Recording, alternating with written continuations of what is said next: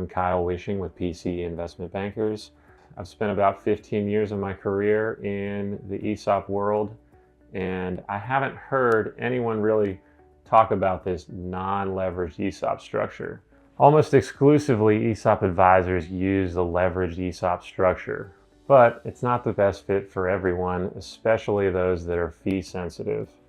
So today we'll be talking about a non-leveraged ESOP. We'll dive into that right now.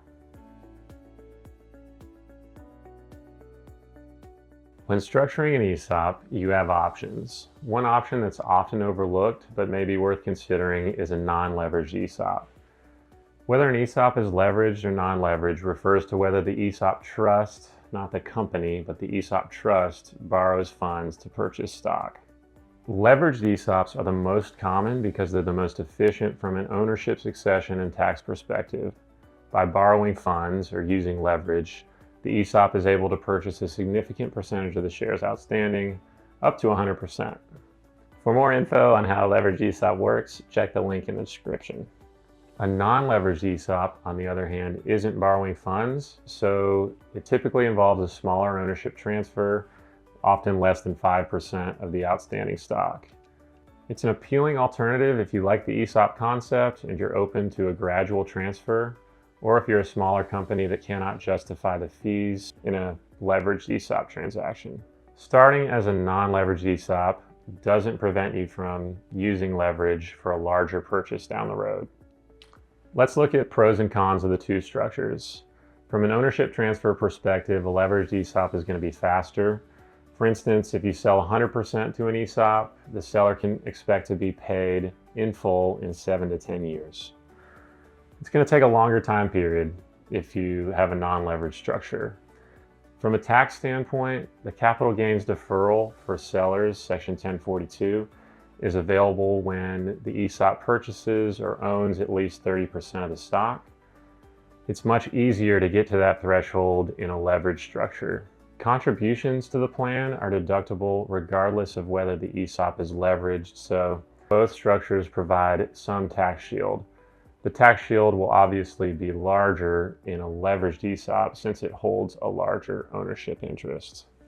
From a benefit level perspective, benefits tend to be lower in a leveraged ESOP because the share price is lower. In a non-leveraged structure, you have more control and flexibility based on the annual cash or stock contributions. From an implementation cost standpoint, a leveraged ESOP involves a robust process with multiple parties negotiating an arm's length transaction. The non-leveraged ESOP can be more streamlined. The transaction size and therefore the risk is smaller, and there's probably not going to be financing fees. Whether you're leveraged or non-leveraged, both options result in an employee-owned company, and they create a market for future share purchases through the ESOP. A leveraged ESOP makes sense if the business owner is happy with the current valuation, they desire diversification and liquidity, they want to achieve ownership succession in the near term, or they have significant capital gains exposure. A few characteristics of the company would be having the ability to finance the stock purchase, meaning they have the debt capacity, also being large enough to justify the cost. So tax benefits outweighing implementation costs. The bottom line, it's most efficient for larger companies and owners who are committed to the ESOP as a vehicle for ownership succession.